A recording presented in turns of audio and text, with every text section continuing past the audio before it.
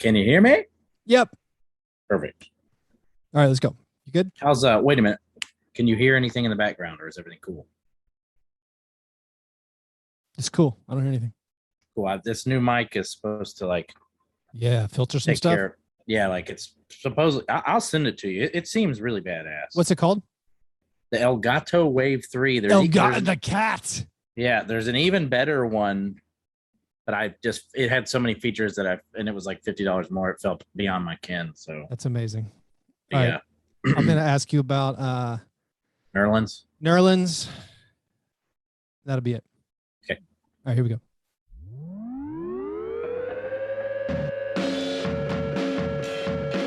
All right, and welcome to Fastbreak Breakfast NBA podcast. My name is Keith. Fred Katz will be joining me on the show shortly, but right now, you're with my buddy, John Bird. John, how's it going? I mean, what a day. What a day. In what sense? The Kurt flood of the NBA has emerged, and I had no idea it could possibly be Nerlens. Yeah, Nerlens Noel. To open up this show, just real briefly, we got to talk about the Nerlens Noel story because it's incredibly entertaining.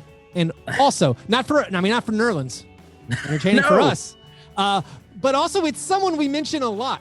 I feel like very recently on our episodes, we always keep mentioning poor Nerlens. And it's a perfect send-off. Yeah, it's a perfect send-off for Nerlens because his strategic gaffe has been surpassed by Dennis Schroeder.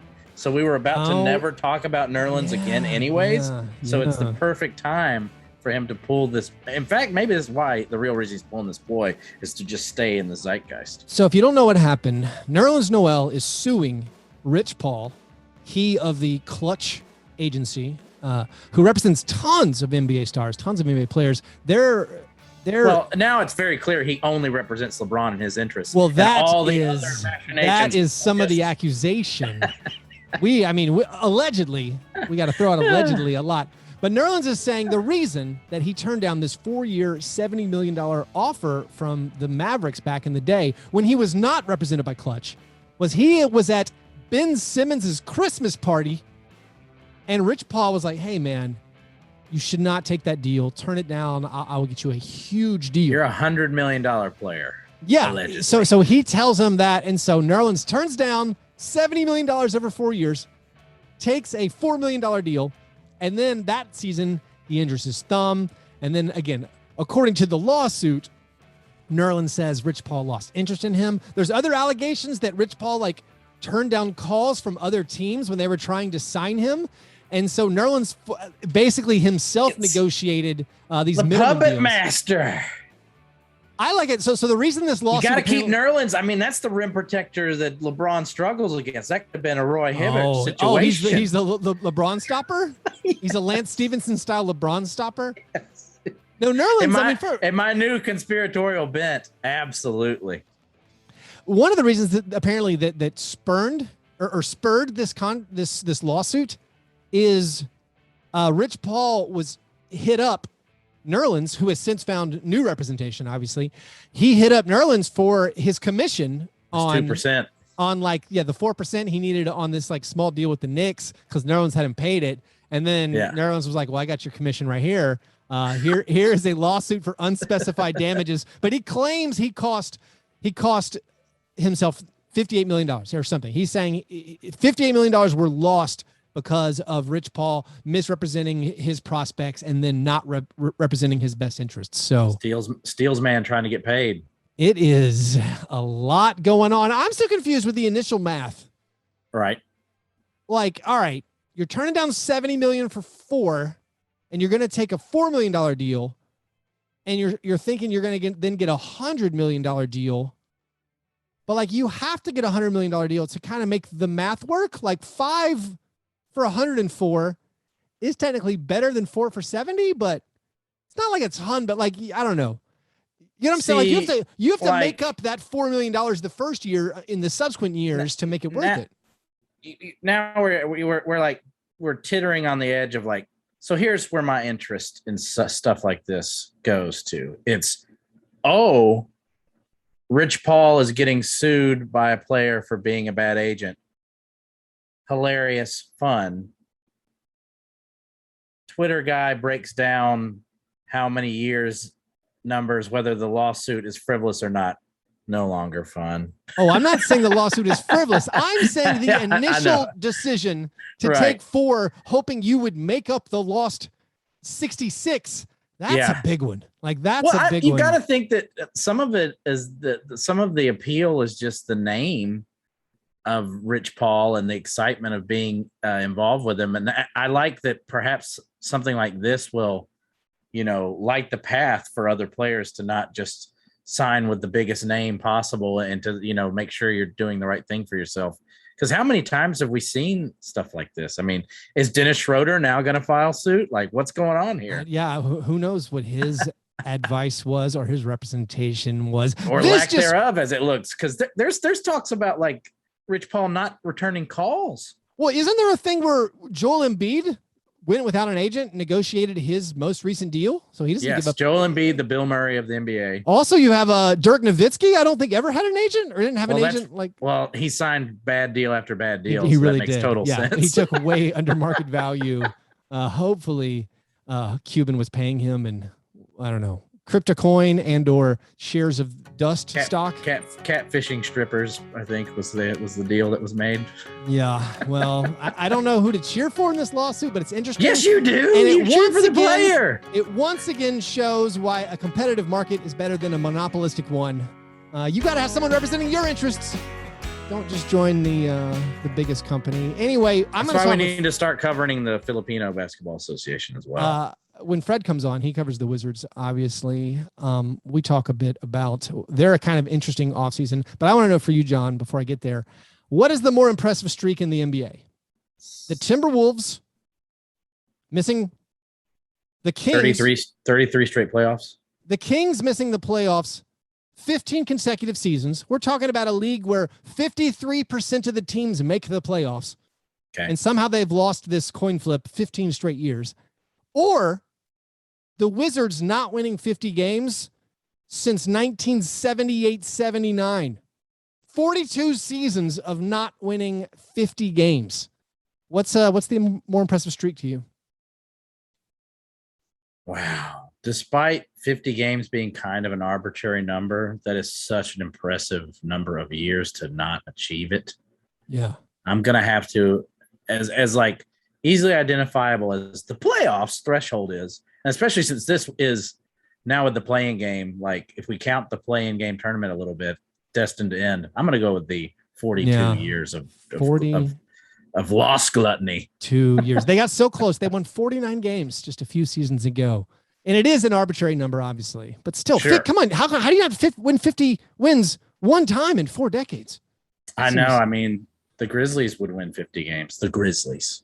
So many times. Speaking of the Grizzlies, John, the Grizzlies regional caravan is coming to Nashville, Tennessee on September 10th. They're also making stops in Jackson, Tennessee, in Cape Girardeau, Missouri, Birmingham, Alabama, and several other places. So if you are in the Mid-South and you want to come out, do some meet and greets with the Grizzlies, the Claw Crew, the Grizz Girls, pick up some swag. Make sure you go to grizzlies.com to check out all the dates and the schedule. And also, one lucky fan at each stop is going to win a weekend in Memphis getaway package that includes a 2-night stay at a downtown hotel, tickets to a Grizzlies game, and passes to local Memphis attractions. So visit grizzlies.com today for all the details. Well, John, thanks for hopping on with me, and I will talk to you next week. Good luck with the Cats, man. See you, man. All right, thanks, buddy. What's up, man? Hey, Fred, how's it going? Great. How about you? Can't complain. Thanks for having me on. Thanks for coming on. You ready to roll? Yeah. You need me to record my own audio? You can if you want to. I guess it doesn't hurt to have a fallback, but as long as the Zoom works, you sound great. All right. Awesome. Wow. I would hope so. This is a solid mic. Oh, good. Okay. I'm recording. I can send you my audio after, so you have a backup just in case. Awesome, man. All right, well, let's rock and roll. I'm joined right now by Fred Katz, who covers the Wizards for The Athletic. Fred, how's it going? It is going wonderfully. Thanks for having me on. Thanks for coming on. Happy to have you. This is your first time on Fastbreak Breakfast. We start talking about breakfast first thing. Have you had breakfast today?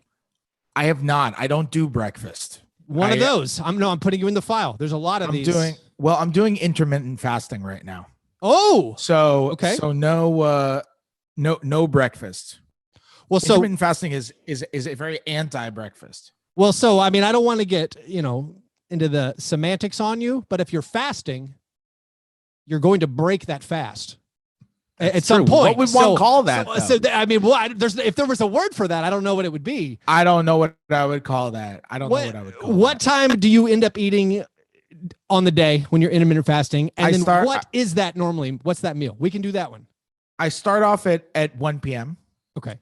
And it varies. Sometimes it'll be a lunch sort of food. Sometimes it'll just be eggs. I'll go the breakfast route. So it depends. I haven't really thought about today yet, to be honest. It's normally whatever I'm feeling in the moment / whatever's in the fridge.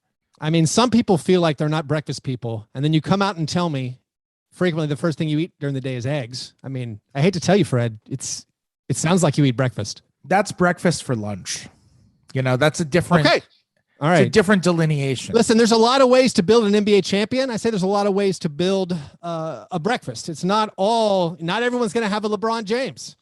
Sometimes we have a too narrow a view of what breakfast should be. I think some people have too narrow views on what constitutes winning in breakfast. Yes. Well, you know what? I mean, I guess all of this is a construct. I mean, if we really want to get into it, you want to talk about constructs. Yeah. Breakfast food is a construct. Yeah. Sausage, fine. Hot dog for breakfast, disgusting. They're the same thing now. You can have French fries for breakfast, but you can have home fries. They're the same thing.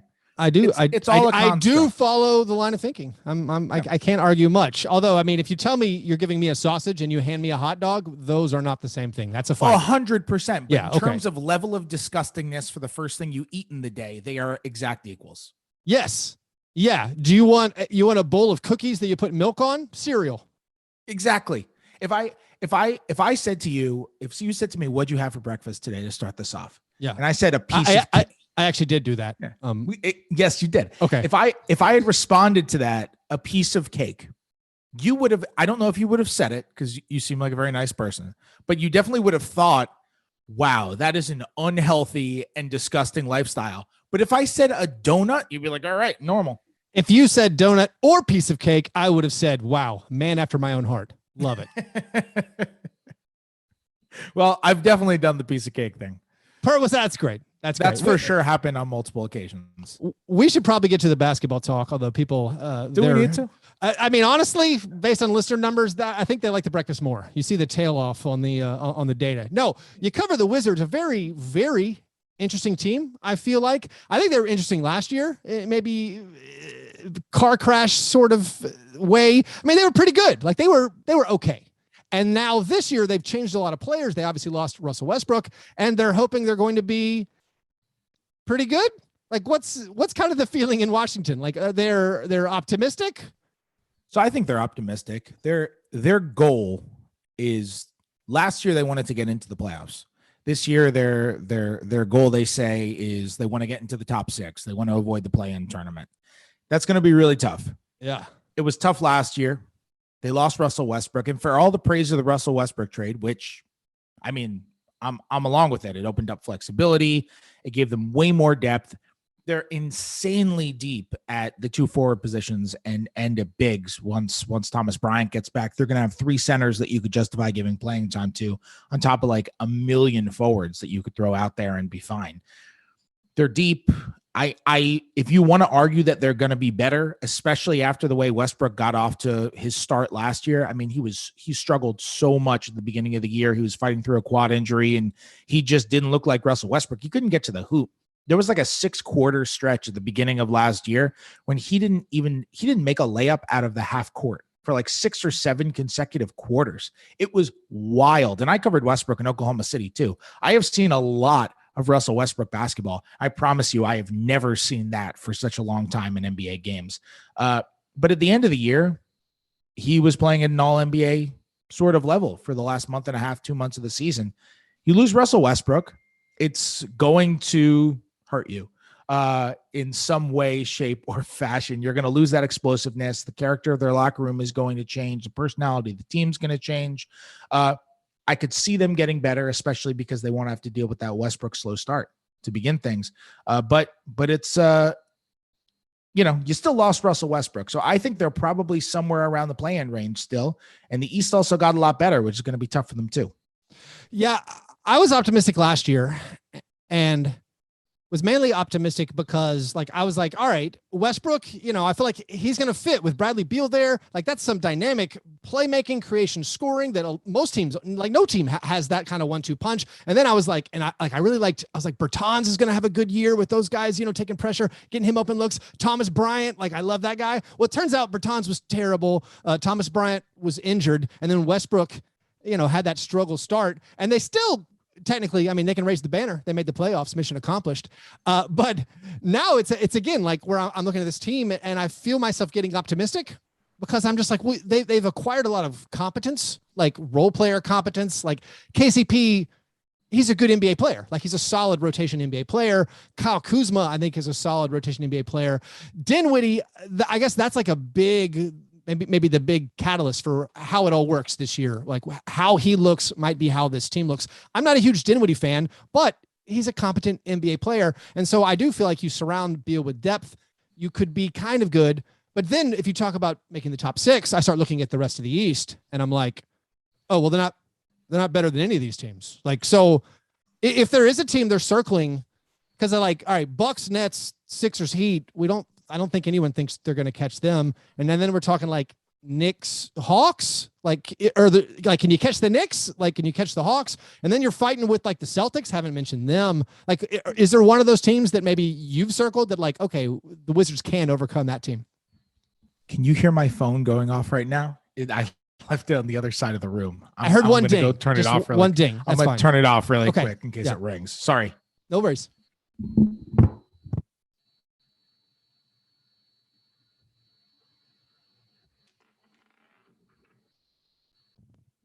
I apologize. That's very unprofessional. I've never done that before. It's fine. Yes. Okay. Should I just go right in? If you could jump right in, that'd be great. All right. Yeah, no, I don't see them being better than any of those teams. And look, Atlanta's not going to get off to a 14-20 start again. Yeah. That's not going to happen. Presumably they're going to be healthier. The Knicks, I could see falling off after last year. Opponents shot a really, really, really bad 3-point percentage against them. And I could see that being something that comes up. And I could see certain guys on that team kind of just regressing to their own norms. That said, Kemba for $8 million is a really good value add, I think. And Fournier, regardless of what you think of that contract, he's as you described many people just now, he's a good, competent NBA rotation player. He helps you in the grand scheme of things over 82 games. And I don't think it's just there. I don't think it just stops in the top 6. You look at the play-in range. Indiana had a major upgrade at coach with Rick Carlisle and was one of the most injured teams in the NBA last year. Chances are they are going to have a healthier season coming into this year. They're I think going to be better. They were really, really, they played at a 51 win pace 2 years ago. I think they're going to be better. Charlotte brings in Kelly Oubre, Mason Plumlee, and most importantly, what if LaMelo Ball just shows up and plays at an all-star level or something like that? Now, all of a sudden, you got to worry about them potentially winning 41 or 44 games or whatever they end up getting to because LaMelo makes some huge jump, which I think is at the very least realistic and at the very most likely. Well, I'm drinking all not to cut you off, I'm drinking all the Charlotte Kool-Aid. They had that vibe of whatever. If it is just the LaMelo vibe and the Terry Rozier vibe, and they were better than the Wizards last year until Gordon Hayward got hurt. So if Gordon Hayward's back, and if Oubre gives them anything, if Mason Plumlee is more available than Cody Zeller, I'm kind of liking the Hornets this year, and that's not just another team. Not just LaMelo. Miles Bridges is going to be a player. Yeah, he was so good down the stretch for them last year. He was averaging like 20 a game the last month and a half of the season when they made that run. And he had to miss games because he was in the health and safety protocols late in the year. But he was so good for them. I mean, there's more too. Like, everything went disastrously for Boston last year. Just everything. Especially they were 5th in defensive efficiency 2 years ago. And then they dropped to the middle of the league last year. And I just can't imagine. They have maybe the worst shooting guards in the NBA right now. Like, I don't know how that's necessarily going to work with Schroeder and with Smart and with Richardson and with Chris Dunn. I mean, none of those guys are 3-point shooters, but every one of those guys can defend. And Jaylen Brown can defend, and Tatum can defend. And they brought in Al Horford, who was actually having a really nice year for Oklahoma City last year and can still very much defend on that back line. You know, he's not maybe the rim protector he used to be, but he's an excellent team defender. And if you put, you know, Chris Dunn, who I voted for all defense 2 years ago, you put Chris Dunn and Marcus Smart, who's, you know, maybe the best guard defender in the league, and Brown and Tatum and Horford on the floor together. I mean, that's a pretty fantastic defensive unit potentially. So I don't think Boston's going to be like elite, but I think they'll be better than 500, which is where they were at last year. And there's more. I mean, you know, Robert Williams can defend. It's like that has a chance to really be one of the best defensive teams in the league. We don't know what kind of coach Udoka is going to be, but I could see them being good. Needless to say, that Eastern Conference play-in is tough. Chicago too. We haven't talked about Chicago. We haven't mentioned Chicago. Yeah. At the expense of their own future, they still got better. Yeah. I mean, Lonzo Ball makes them better. I don't really, you talk about teams like that aren't great being interesting. I think Chicago is the leader in that category. Right now. Yeah. I definitely feel that. Another team that I feel like no one ever says their name right now is the Toronto Raptors, because we think, what are they going to do this year? If they want to win, they're incredibly talented. Like you think of that team, just you're losing Lowry, but like if they were healthy last year, they would have been good. And with Van Vliet in there, and if Dragic plays at all, like there's no reason, honestly, the Raptors couldn't finish better than the Hornets or the Wizards. Like, yeah. And the other thing with the Raptors, which I really don't think gets talked about enough, they have not played a home game. Yeah. Years. Yeah, that's right. It is crazy. Like, I don't think people made a big enough deal out over what they had to go through last year. People are like, oh, the Raptors are just kind of falling off and now they're going to tank. No, they've been living at a hotel, like in Tampa, like 1,500 miles from their homes, without their families, without their kids, without their friends. Just think about how when you're on a really long business trip, how after like 4 or 5 days, you're like, man, it's going to be nice when I get home. But imagine if there was no home. You're talking about Summer League? Trip. No, Summer League I love. I never speak. Me too, man. I love Summer League. It's my favorite event on the NBA calendar every year. I think Summer League's a blast. But any business trip that's not Summer League. Yeah. After 4 or 5 days, you're just like, I'm ready to go home. I want to sleep in my own bed. But there is no home. Or I should say there was no home for the Raptors last year. There was no home. That business trip was never ending, from a comfort standpoint, from a personal standpoint, from just a familiarity standpoint. Can't get on a routine. There's no way your mood can be as good as it is when you're just living in the place that you want to live in and think you're living in. I mean, man, that's something I think about with expansion teams all the time. It's like when the Sonics moved to Oklahoma City, it's like, you know, we talk about this with players when they get traded. But like there are just also just average, normal, behind the scenes people who their lives are uprooted by this too. And that has an effect on the whole organization, has an effect on the tone of the whole team. So just removing that, I have no idea how many wins that's worth, but I promise removing that factor is worth wins. Yeah.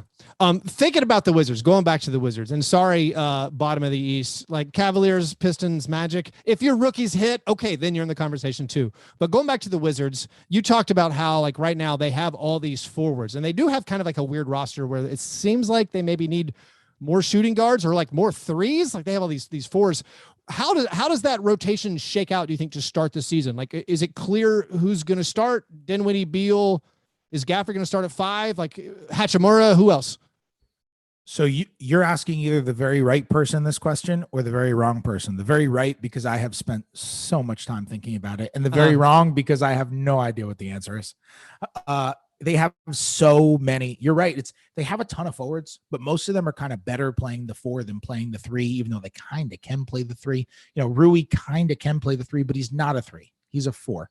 He doesn't have the handling ability, the creation ability, or the 3-point shooting to really be your full-time 3 all the time, unless you pair him in very specific lineups. I think they're kind of have to play somebody at a slightly off position. When I say slightly off, I mean, KCP can play the 3. Yeah. I think most nights, if you start KCP at the 3, you're fine. But if there's one of those nights where he has to guard LeBron James playing the 3, that's not ideal. He's better against guards than he is, or kind of regular size wings than he is against, burly 6'9" wings. It's just the type of defender that he is. Maybe on those nights, maybe it turns into a little more of a platoon. Maybe on those sorts of nights where you have that, you start Kuzma at the 3.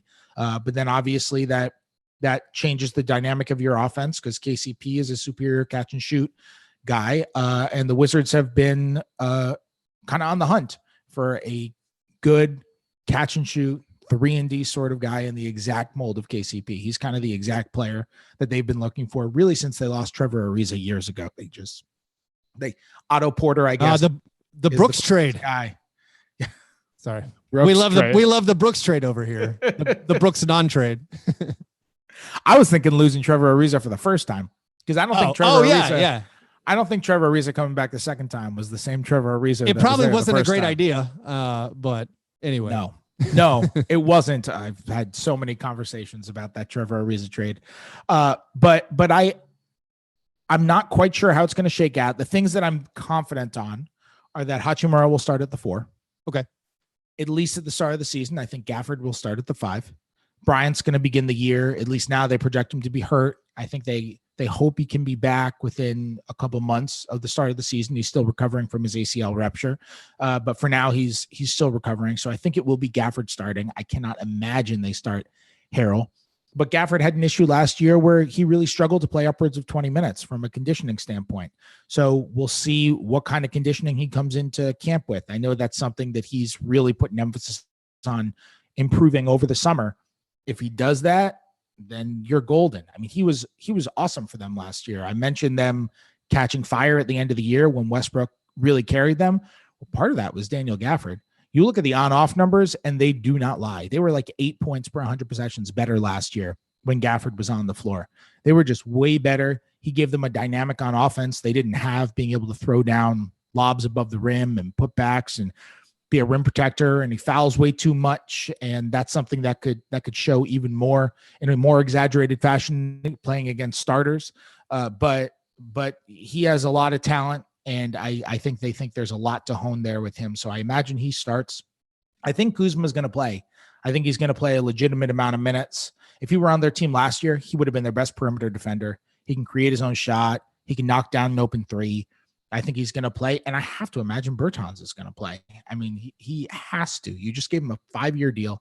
He's on year 2 of it. Kind of like what I was saying about the Celtics. Everything went wrong for him last year. He showed up out of shape. He got COVID shortly into the season. He got off to a slow start because he showed up out of shape. Now, some of these things are obviously within his control. He didn't have to show up out of shape. Well, didn't he take like 10 months off or something? I know he skipped the bubble, which made sense because he was, going to be a free agent, and it worked out. He got the contract, but it seemed like he played, I don't know, was it 10 months? Like, did he not touch a basketball? Yeah. Like, it looked like it. I mean, I think that's a little bit of an exaggerated way of saying he didn't touch a basketball, but in principle, kind of, yeah. Yeah. I mean, he's when he got back and played training camp, it was the first time he had played 5-on-5 in months, and he looked like it at the start of the year. I mean, a month into the season, Bertans is shooting like 32% from 3, and I did a story about a month and a half into the year where I for some reason sat down and watched every single 3-point attempt that he took the entire season to that point. That's incredible because I've done it. I've done that before just because it's fun. It's such tedious. It's fun. But his shots are hilarious sometimes. So like I find it entertaining. That's true. That's true. But then when you get into last year, because you have to match it up against something, it gets a little tedious. Sure. And what I wanted to do was I wanted to track not his misses, but where his misses were going, because he was saying, I've got my legs, I'm back in shape now, but he was missing from just watching. My assumption was that he was missing short all the time. So I tracked it, and I forget the exact numbers, but he was missing short. His misses were falling short like more than twice as often as they were last year, when he was missing long, way more. And that is the greatest sign that you don't have your legs. Yeah. If a disproportionate amount of your misses are coming short, or even right and left, because it means that you're overcompensating with your arms, and the best shooters don't miss right, left. The best shooters miss short, long, and that's it, with maybe a couple of exceptions on crazy types of shots. Right. So he just wasn't in that kind of shape that you would expect. And I just can't imagine that's going to happen a second year in a row. I think he'll probably show up in shape this year. I think there was a little bit of a struggle for him with Westbrook specifically. There are certain kinds of actions, like he likes to be able to just improvisationally just dart through the paint. You can't do that with Westbrook, because he just kind of moves at his own pace, and he's going to drive when he wants to drive. And you can't just bring a defender into the lane when he potentially wants to go. So I think there was a big learning curve with Westbrook for a lot of those guys. I think that's part of why they caught on at the end of the year. They grew more familiar with him. But with Bertans, I think that was a guy who definitely went through that learning curve. I could see him being much better this year, and I think they have to give him an opportunity to do it. But that means, maybe Kispert struggles to play right away. We'll see how he ends up getting playing time. And, there are other guys on that roster who I think are probably just going to be out of the rotation, even though you kind of assume when you look at them that they will be. I mean, they have three centers too. When Bryant's back, they're going to have Gafford, Montrezl Harrell, and Bryant. Maybe Harrell's out of the rotation at that sense. So it's a lot to go through. It's very difficult to figure out. And I imagine on different nights, different guys will be getting opportunities. It's the year to have depth too. It's another short off season, still the pandemic stuff. On the one hand, it feels like they need to play Bertans just for nothing else as an asset play to rebuild his value. So he's not, so the contract no longer feels like it's a negative contract. You talk about like switching up matchup based. I'm curious, like, when's the last time a team that was trying to be good, or when's the last time anybody changed their starting lineup regularly just based on matchups? It feels like now in the NBA, you just have starters. Just period. Yeah. And it's like, I'd be curious if like Wes Unseld Jr. feels like, you know what, I'm going to be the guy. Where it's like, where we play, depending on the night, we have like a different starting lineup. Let's talk about Dinwiddie. Sure. I mean, also just to add on to that, I think valuing a starting lineup has gone away in the NBA though. Whenever you ask an NBA coach about starters, whether they say closers are more important. That's somewhat true, but I'm also super hypersensitive to this as a Grizzlies fan, where I'm like, listen, if we start Grayson Allen, that means he's playing 26 minutes. We don't need to play him 26 minutes. Like if you pull him out after 4 minutes, if you do the Keith Bogans, okay, but that never happens. So I do actually care, who's starting. That's fair. Yeah. Let's talk about Spencer Dinwiddie to wrap up, because I think, again, like I said, I think however he goes, maybe this Wizards team's going to go. I think it's curious to think about the contract he signed. It's about 3 years, $60 billion. I know a few years ago he wanted to sell shares in his contract. The NBA said, no, you can't sell tokens to investors.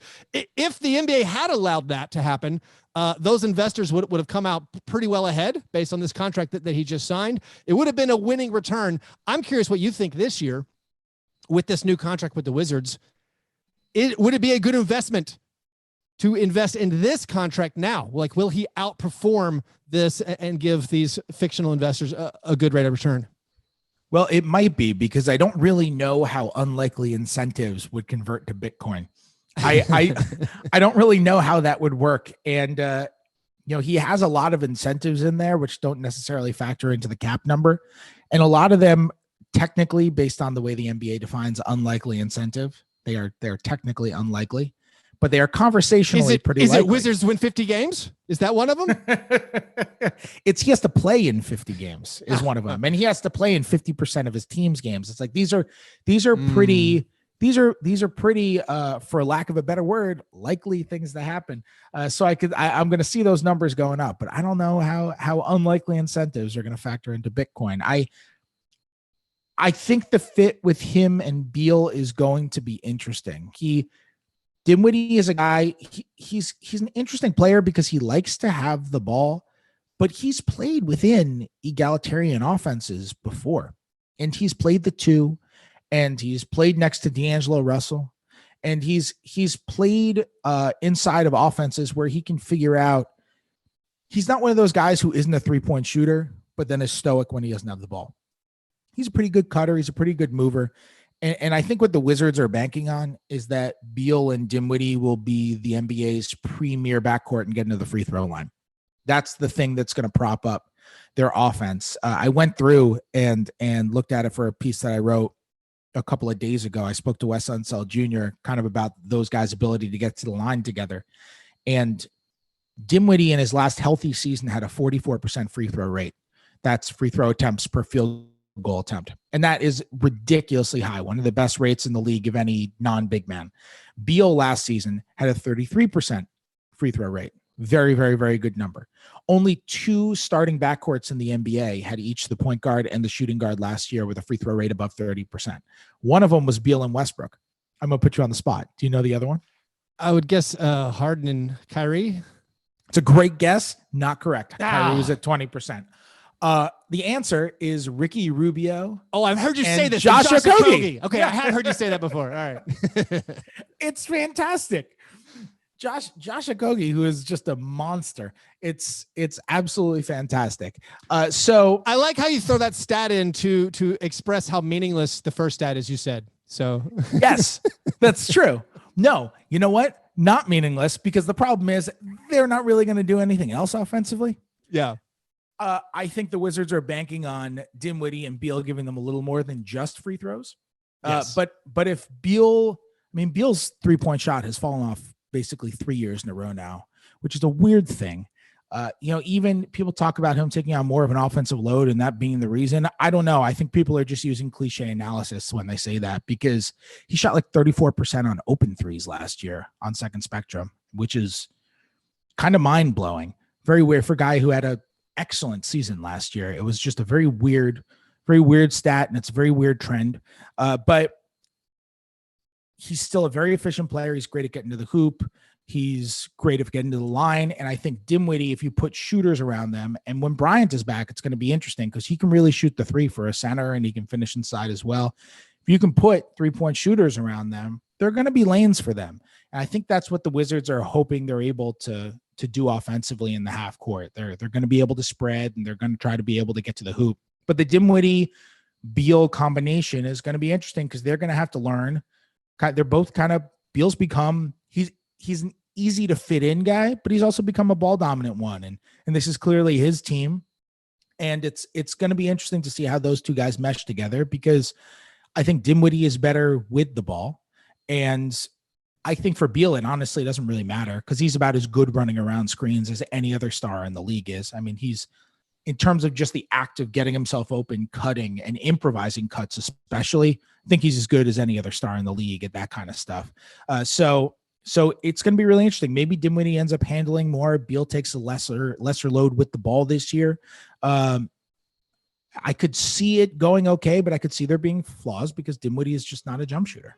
Yeah, it's going to be interesting no matter what. At the very least, we can say Bulls-Wizards will be the most intriguing 8-9 play-in game possibly this coming next season. Anyway, Fred, thanks so much for jumping on. Appreciate your time, and hopefully you'll come on again sometime. Yeah, thank you so much for having me. This was fun.